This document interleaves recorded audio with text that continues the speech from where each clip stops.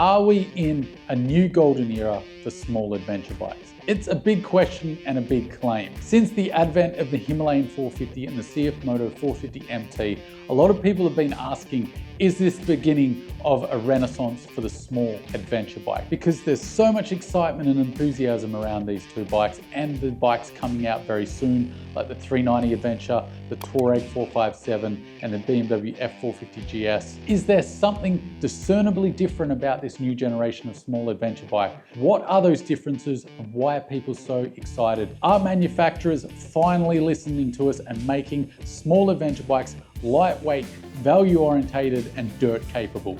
Are we finally in a renaissance for small adventure bikes? Let's find out. According to ChatGTP, a golden era refers to a period of time that is remembered as especially successful, prosperous, or influential in a particular field, culture, or society. We've had golden eras in the motorcycle industry before.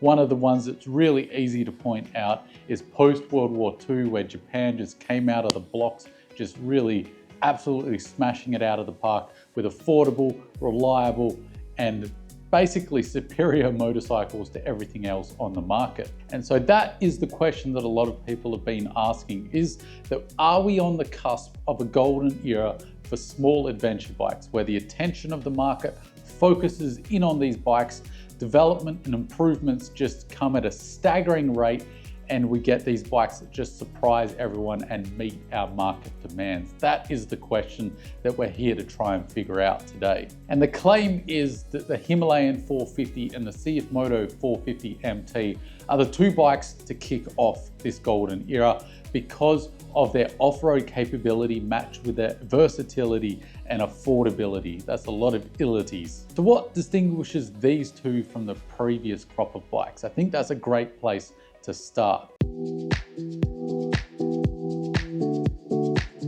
So to give the flowers to the old gen, they're fantastic bikes, no shade to them whatsoever. We're talking about Honda's CB500X, Kawasaki's Versys X300, BMW 310GS, KTM 390 Adventure first generation, and the V-Strom 650. There's plenty of others that we can shoehorn in, but those are the big names of the bunch. These are all fantastic motorcycles, but they all skew towards more of a road-orientated type of riding. They're more adventure tourers than they are true adventure bikes meant for off-road riding in a proper way. And that's always distinguished these small adventure bikes when you compare them to the bigger bikes in the market. For a long time, it's not only frustrated buyers that they can't get an off-road capable, affordable small adventure bike, but it's also led to this stigma for small adventure bikes that they're not quite the real deal because they can't go as far off-road, because when you compare them to a Tenere 700, an 890 Adventure, or a BMW F900 GS, they just cannot keep up when it comes to off-road riding. So there's not only been this frustration, but there's been this stigma building that small adventure bikes aren't quite as cool because they're not as hardcore off-road. And that's not to say they're very capable and fantastic bikes. I need to put that out there. I love the old guard of small adventure bike, particularly for adventure touring. I think they're just perfect for the job. But you still can't help but feel like all of those manufacturers have been pulling their punches when it comes to making a proper off-road capable adventure bike, because the ingredients are there, the know-how is there, but they just haven't done it. But what exactly is the tangible things that separates the Himalayan 450 and the 450 MT from this old guard of small adventure bike? The old guard of motorcycles were all developed out of road bikes. To take a few examples, the CB500X started life as the CB500F. The 390 Adventure from KTM started as the Duke 390. The Versys 300 came from the Ninja. The V-Strom 650 came from the SV 650. They're all developed from road bikes. So that is a defining feature of the old guard. Now that doesn't necessarily mean that you can't make a great adventure bike out of a road bike. The Tenere 700 is a great example. The KTM 890 and 790 Adventure. A lot of big adventure bikes start out as a road bike, or at least with a road bike engine. But the difference is that all of these small adventure bikes is how far they took it. So they really didn't do much to change the bikes. But when it comes to these small adventure bikes, there really is very small margins in profit. So a lot of these manufacturers for a long time have been too gun shy to really just put in the effort and money to develop a proper adventure bike around what they already had. Having these modular systems has been very popular and very successful for these big brands in modern day because of the economy not doing so well. Being able to make multiple motorcycles out of one platform has been a great headwind for making money in these harder economic times for these big manufacturers. So they've been very gun shy to take their affordable end of the spectrum and completely redevelop it. So they've made mild modifications to these bikes, labeled them adventure bikes when really they're more adventure tourers. They've really been working with one hand tied behind their back on purpose.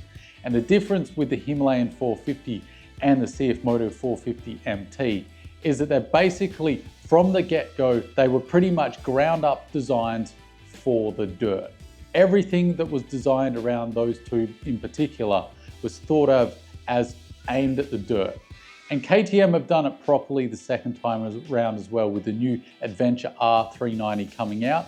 That bike, everything around the engine this time has been focused on off-road capability rather than pulling their punches. So that is one of the defining features that is really separating the old guard from the new. They're no longer playing it safe. They've identified that there is a need and want in the market and that people will buy these bikes in large numbers for going off-road properly. And that's why people are so excited, and that is the major separation between the old gen of small adventure bikes in this new generation that was kicked off with the Himi 450 behind me, the CFMoto 450 MT, but it also includes the KTM 390 Adventure R, BMW F450GS coming out, Aprilia's Tuareg 457. There's a lot of new bikes coming out and a lot of excitement, and you can see why. Well, I think there's a few major factors, and it's really created this perfect storm of events. There's a lot of things happening in the background, giving this headwind to the small adventure bike market. It's more than just the bikes. So there's three big factors. One is we're bored with big, two is the cost of living crisis, and three is the rise of India and China as manufacturing hubs for the motorcycle industry. So let's talk about bored with big.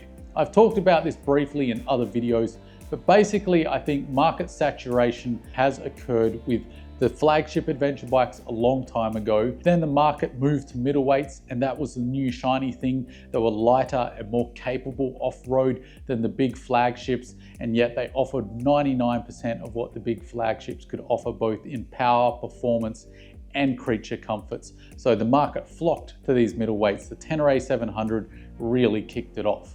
But I think we've reached market saturation with middleweights as well. We're no longer focused on that end of the market. It seems like the industry isn't quite as laser focused on creating brand new middleweight adventure bikes, which leaves the small end of the market. Now, this is something that always happens in the market. It's like a pendulum. So I think one of the big reasons why small adventure bikes are so popular, that we do have a bit of fatigue when it comes to heavyweight and middleweight adventure motorcycles. I think a bigger factor though is the second one on the list, cost of living. Not only have our bills gone up, the cost of our food has gone up, but the cost of motorcycles has gone up astronomically. One I like to pick on is the Tenere 700 as an example. When I first test rode the Tenere 700, we got it really early here in Australia, 2019, and it was $15,990 right away. Now that might sound expensive to you US guys, but I can tell you at the time, that bike was incredible value. Fast forward to today, and depending on what model you're going to choose, you're looking at least $20,000 for a middleweight motorcycle we're talking about. These bikes have just become too expensive for most people to be able to afford. And even those people that could afford those bikes, it's just not a smart financial decision. It's why I've chosen a small adventure bike. It's just such a better value proposition in this stage of the economy. So I think this is a major factor as to why there's this focus on the small adventure bike market, because people are looking for value for money as the top of their priority list now, because they've realized their money is going half as far as it used to. And when you look at the small adventure bike market, you look at the CFMoto 450 MT in particular, what does that bike lack that the Tenere 700 has? The only thing I can think of is the power out of the engine. Other than that, those bikes are pretty much on par. I'll give you that the suspension is slightly more premium and the parts are slightly more premium, but you expect that with such a price disparity. There's over $10,000 worth of difference here in Australia between you get two 450 MTs for the price of a Tenere 700. So I think the value proposition is so strong. The Himalayan 450 and the 450 MT are as capable off-road as these overpriced middleweights are. So the value proposition is now there for this new generation of small adventure bikes. So I think this cost of living crisis and the value proposition that these bikes offer is just something that a lot of people can't deny now. And the third thing on the list that is also a big deal is the rise of India and China as a real force in the Western motorcycle world. So as I made the analogy of Japan coming in after World War II, and despite the really negative sentiment, if you think the sentiment is bad with China at the moment, just ask your grandparents how they felt about Japan post-World War II, and I can tell you the sentiment was worse back then. And Japan overcame that. They offered great value, better performance than the competition, more reliable motorcycles as well. So it was a very hard argument and a very tough time for British and American bikes because they just couldn't match the quality, they couldn't match the reliability, they couldn't match the price. So Japan really just took over in a big way. And I've made the argument that India and China are starting to have that effect. And India and China have really kicked off this small adventure bike renaissance because they've recognized this hole in the market where they can really take advantage. Because Japan in particular have fallen asleep on market demands this side of the market. They've had the potential to make some fantastic, small, dirt-capable adventure bikes, but they just haven't. Europe as well, and it was a massive oversight by them not to identify that people wanted those bikes and would put money down. If you're trying to get your hands on a CFMoto 450 MT at the moment, good luck. It shows how popular this segment really is. So China and India identified that lapse in judgment from the other manufacturers and jumped on it wholeheartedly. The huge irony here is particularly the CFMoto 450 MT. If you follow the smoke and the rumors, is that it's basically the 490 Adventure that KTM scrapped because they didn't think it would be successful on the market.